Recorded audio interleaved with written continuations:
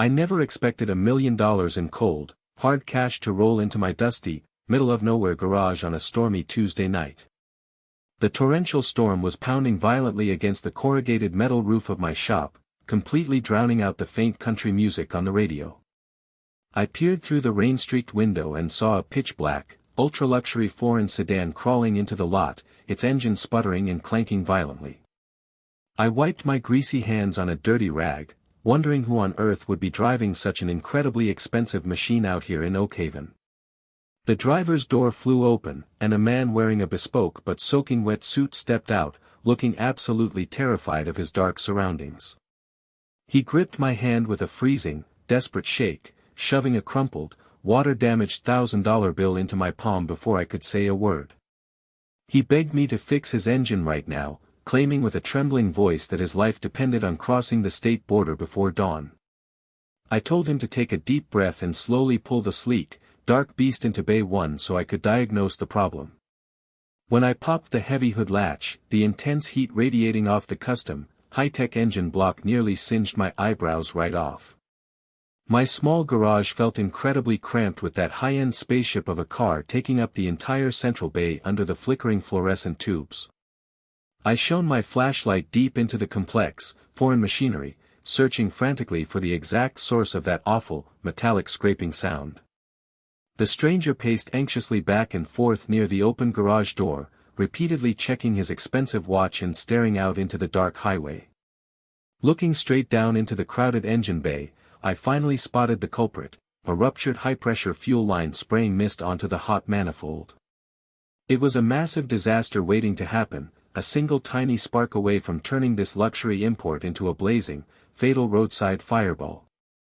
I walked back toward my dusty, disorganized metal parts bin, desperately searching for absolutely anything that could withstand that extreme level of fuel pressure. In the dark shadows of the shelves, I quickly realized I had zero German parts, only heavy-duty copper tubing meant for repairing old farm tractors. I knew it was a wild, incredibly risky gamble, but looking back at his wide, terrified eyes, I knew I had to try it. I bent over the engine bay, the storm howling like a banshee outside as I meticulously bent and flared the copper tubing by hand. The stranger watched me through the dirty glass of the waiting room, his knuckles turning stark white as he clutched a leather duffel bag. Thick sweat dripped from my forehead into my eyes as I finally tightened the custom brass fittings, sealing the makeshift line in place. I climbed into the pristine leather driver's seat, took a very deep breath, and turned the key to see if my crazy fix worked. The massive engine roared back to life with a smooth, powerful, ferocious purr that vibrated right through the concrete floor beneath my boots. The stranger practically leaped into the air with joy, rushing back over to the vehicle as I stepped out of the driver's side. I warned him that the tractor copper line would get him to the city, but he absolutely needed a proper replacement part very soon.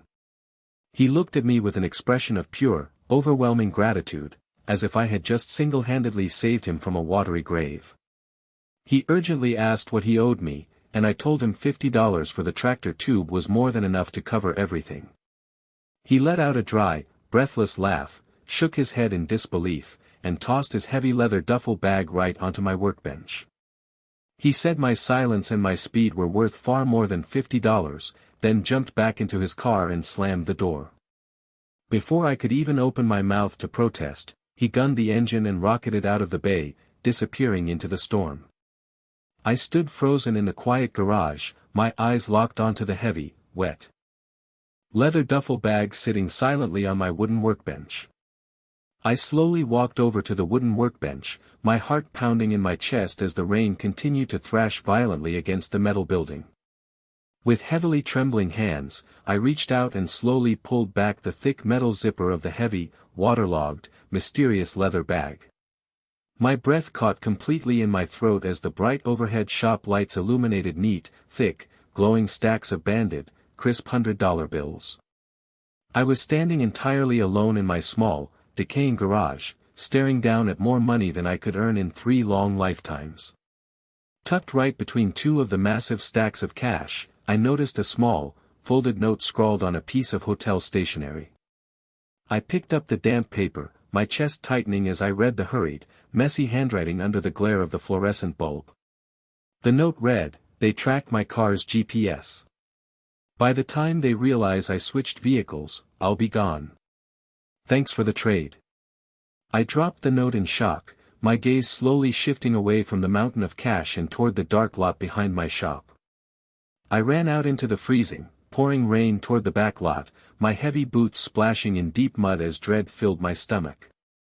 My grandfather's classic, beautifully restored tow truck was gone, replaced by fresh tracks.